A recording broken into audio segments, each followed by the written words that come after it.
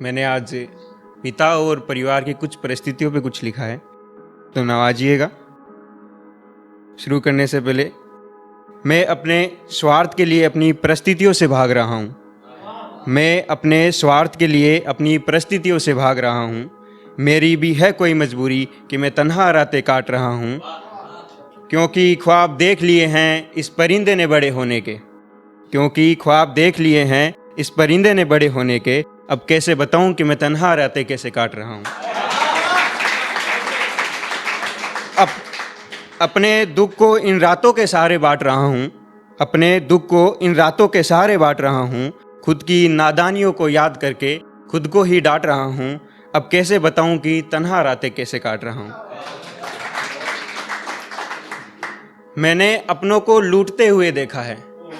मैंने खुद को टूटते हुए देखा है। मैंने घर में पलते सांप देखे हैं।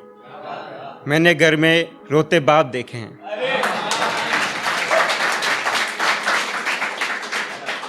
मेरे अपनों को नहीं पता था कि वो किन सांपों को दूध पिला रहे हैं। मेरे अपनों को नहीं पता था कि वो किन सांपों को दूध पिला रहे थे।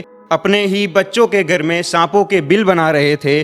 अगर उन्होंने आज का दिन देखा होता तो उन्हें पता चलता कि वो किन गद्दारों को अपना बता रहे थे।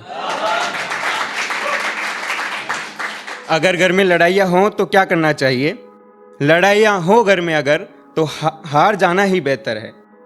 घर में हो लड़ाइयाँ तो हार जाना ही बेहतर है। अगर हो सामने वाला मूर्ख तो खुद को समझदार बना लेना ही बेहतर है।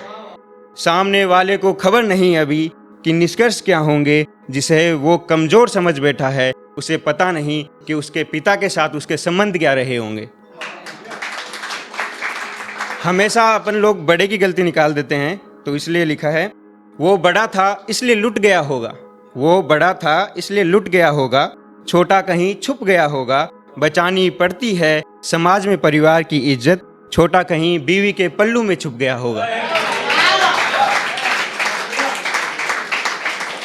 कुछ लोगों को सब कुछ मिल जाता है, फिर भी पिता के लिए बोलते हैं कि कुछ मिला नहीं। जायदाद वगैरह उसकी बंटवारे में जब वो बोलते हैं, तो मैंने लिखा है, तेरा सब कुछ खाकर भी भूखा बताना अच्छा नहीं लग रहा। तेरा सब कुछ खाकर भी भूखा बताना अच्छा नहीं लग रहा। दूसरे के बाप को खुद का बताना अच्छा नहीं लग रहा। अपने ही बाप को कमबख्त पता नहीं क्या क्या कह रहा है। अपने ही बाप को कमबख्त पता नहीं क्या क्या कह रहा है। लगता है कुत्ते के घी हजम नहीं हो रहा।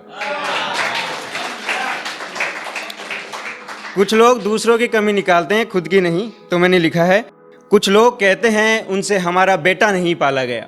कुछ लोग कहते हैं उनसे हमारा बेटा नहीं पाला गया। कुछ लोग कहते हैं उनसे हमारा दुख नहीं संभाला गया। कोशिश तो की होगी उसने।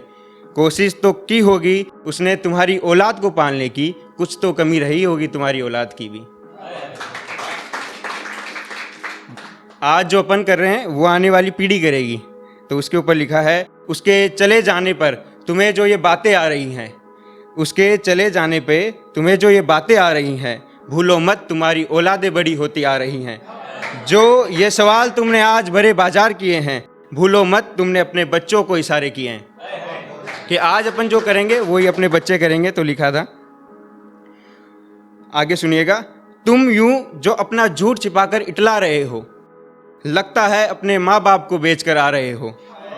सुना है तुम्हें माँ के दामन से ज़्यादा बीवी का पल्लू भाता है। सुना है तुम्हें माँ के दामन से ज़्यादा बीवी का पल्लू भाता है। इसीलिए बूढ़े माँ बाप को गांव छोड़कर आ रहे हो।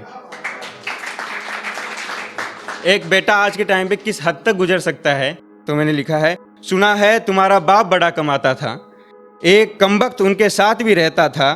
भूख थी जिसे अपने बाप के पैसों की। सुना है उसी ने अपने बाप का गला घोटा था। एक किसानों के बारे में, जो किसान आंदोलन चल रहा है, उसके लिए लिखा है, लगता है तुम भारत बंद करवा कर मानोगे। लगता है तुम भारत बंद करवा कर मानोगे। अपने ही घर पे ताले लगवा कर मानोगे। देखो हंस रहा है पड़ोसी हमारा, अब क्या सब कुछ गवा कर मानोगे। लगता है भारत बंद करवा कर मानोगे। सरकार देखो तो सही इन लोगों की मजबूरी को, अब क्या इन्हें मर जाने के बाद मानोगे। लगता है तुम भारत बंद करवा कर मानोगे। तुम्हारी खामोशी अच्छी नहीं लगती, दिल्ली इतनी भी बहरी अच्छी नहीं लगती, तुम्हारी खामोशी अच्छी नहीं लगती, दिल्ली इतनी भी बहरी अच्छी नहीं लगती, इतनी भी देर ना करो अब क्या भारत लुट जाने के बाद मानोगे, लगता है तुम भारत बंद करवा के मानोगे। धन्यवाद।